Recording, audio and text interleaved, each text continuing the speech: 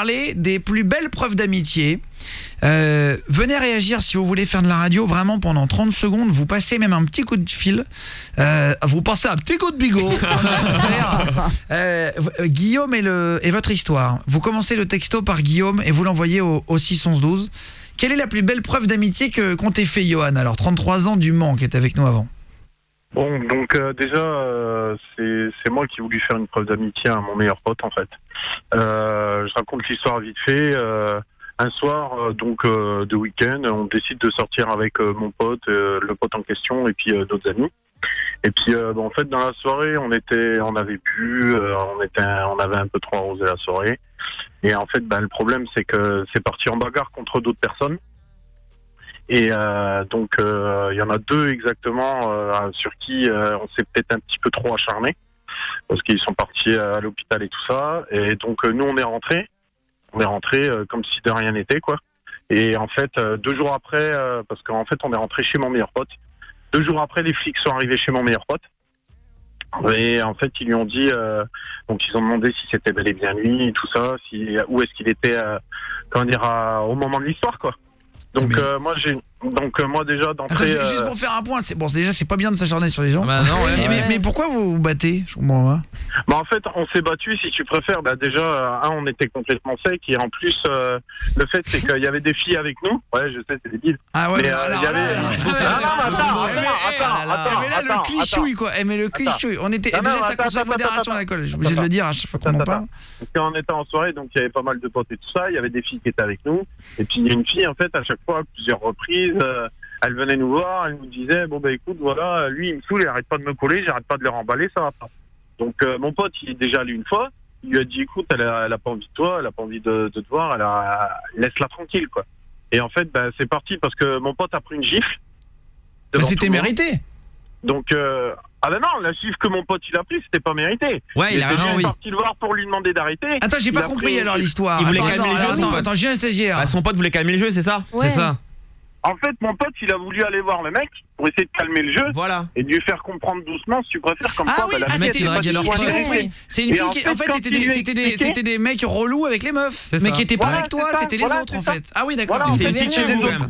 Et en fait, il a pris une gifle directe. Moi, voyons, vu que c'est mon meilleur pote, j'ai pas cherché à comprendre, j'ai sauté dans le tas.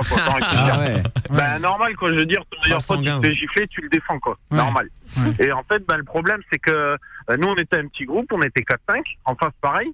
Mais le problème qui s'est passé, c'est qu'on s'est trop acharné sur deux. C'était des méchants en face, genre c'est des mecs qui cherchaient la merde ou c'était juste un qui était un peu bête? Mais tu vois, non parce que parfois malheureusement, moi je vais te dire, ça m'est déjà arrivé dans le sud d'aller boire un verre et parfois dans le groupe d'en face, ils y peuvent rien. Il y a un débile. Et tous les autres ils s'excusent derrière et tu vas pas te battre avec tout le monde, c'est ridicule, t'as juste un abruti, tu vois. Ça arrive des fois. Encore, tu vois, ils se seraient excusés, tu vois, voilà quoi, l'histoire elle est faite quoi.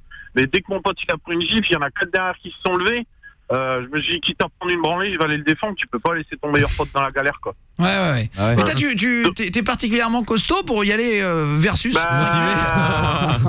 pote, il prend une gifle, c'est bon, ça va. Ils sont quand même 15.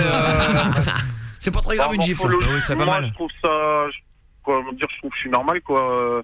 Je fais 1m90 et je fais 110 kilos. Ah oui. Ouais, non, c'est pas normal.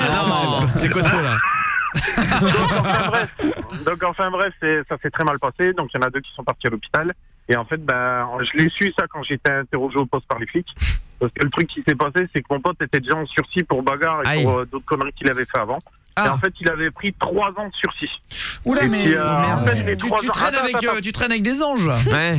Non mais attends, mais le truc c'est que sur les 3 ans de sursis, on lui a dit écoute, s'il y a une connerie, tu prends 3 ans ferme. Et là, vu que c'était pas de sa faute, ça aurait été de sa faute, même en tant que meilleur pote, au bout d'un moment, il faut assumer ses conneries. Je leur ai laissé assumer de A à Z. Et vu que c'était pas de sa faute, et en fait, quand ils sont venus pour l'embarquer, je fais non, lui, il est pour rien, il était là avec ma copine et il y avait moi qui était là-bas. Ah, t'as pris. Bravo, mec. Ils m'ont pris, ils m'ont embarqué, et donc ils m'ont demandé de faire une déposition, quoi, comme quoi, voilà, même quand on se fait embarquer. Donc j'ai dit exactement tout ce qui s'était passé, on m'a dit... Et en face, ils m'ont mis la pression, mais on sait que c'est lui, balance-le. J'ai dit non, il était pas là, il était avec ma femme, il était dans son appart et tout ça, ça se passait bien. Il y a quand il a voulu sortir parce que lui, il avait pas envie de sortir. Ah, t'as même dit qu'il était pas là du tout? Mais il y a les caméras. J'ai dit qu'il était pas là du tout et en fait, on m'a dit bon, plus que tu prends comme ça, on va t'amener devant le proc. Je dis bah de toute façon. Le procureur. j'assume. Ouais. Je regarde Donc, Joséphine Ange Gardien. je Donc, connais je les dis, bah, termes. vas-y, moi, Juliesco, ouais. j'assume, je lui dis vas-y, moi j'assume, de toute façon il n'y a pas de problème, c'est ce que j'ai fait, je sais ce que j'ai pas Et fait. t'as pris quoi?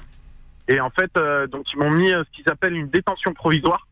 Ah, Et c'est en en fait, prison. tu préfères la détention provisoire, c'est on t'enferme jusqu'à ce que tu sois jugé en fait. Ouais, bah ouais. Attends, mais non. attends, et juste, excuse-moi, si vous venez Donc- d'arriver, c'est Johan, on parlait des plus belles preuves d'amitié. Il est rentré dans une bagarre parce que son meilleur ami se faisait embêter, en gros. Ouais, ouais. Et en fait, il a dit que c'était lui puisqu'il avait dû sursis son C'est copain ça. pour d'autres bêtises, mais là, il avait rien fait et il se comportait mieux, C'est ça. donc Parce il a voulu que- le défendre. Mais juste un truc, vous les avez quand même beaucoup à défoncer, les gars, Ah, bah là, pour que ouais. vous partiez en détention Ben, provisoire pour une bagarre. Justement, j'allais en venir à ça. Le truc qu'ils m'ont fait passer devant le proc et tout ça. Non, c'est que genre, elle a coupé la tête avec un bras, avec un tesson de parce que- bouteille. non, parce t'imagines. que en fait, le souci qui s'est passé, c'est qu'il y avait de l'arme blanche. Ah, Ah, c'est Ah ouais. chaud. Donc, De ton côté. Le truc. Non, pas de mon côté, de l'autre côté, si tu préfères. Ah, c'est eux? Et en fait, Bah alors. voilà. tu te Et défends. en fait, la connerie que j'ai fait, la grosse connerie que j'ai fait, c'est que, en fait, j'ai ramassé un couteau, en fait. Ah non. Ah, mais ça. Ah ouais. Ah, il J'ai faut rien bien. écouté. Et en fait, voilà, je l'ai ramassé par terre, et comme un con, en fait, je l'ai foutu dans ma poche. Comme un abruti. Et pourquoi? Et je sais pas, j'en sais rien. En même temps, je te dis, j'ai pas calculé ce qui se Ah, les passait mecs, sur ils le sont moment. 5 et vous attaquent au couteau dans le bar. Et- Ça, c'est et- bon esprit. De toute façon, un mec Ouais. qui a un couteau dans sa poche, c'est un mec bon esprit. Ouais, Courageux. Et en fait, donc ils m'ont mis en détention provisoire pour port d'armes blanches et puis bagarre et voilà.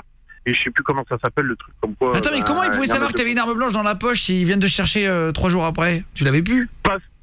Mais si elle était dans ma poche, je te dis. Ah, t'as gardé le couteau 3 jours? Ah, non. attends. L'enlever. Mais non, mais t'as pas changé. T'avais gardé dans la poche quand les flics sont arrivés? De la soirée? Ben oui. Attends. Ah ouais. C'est Ça ça paraît paraît pas exprès. hyper Mais non, évident. t'avais un couteau dans la poche pendant 3 jours. En fait, j'avais des fringues, si tu préfères. On Ouais. est sortis. À l'issue, quand on est revenu, moi, je m'étais mis le couteau dans la poche.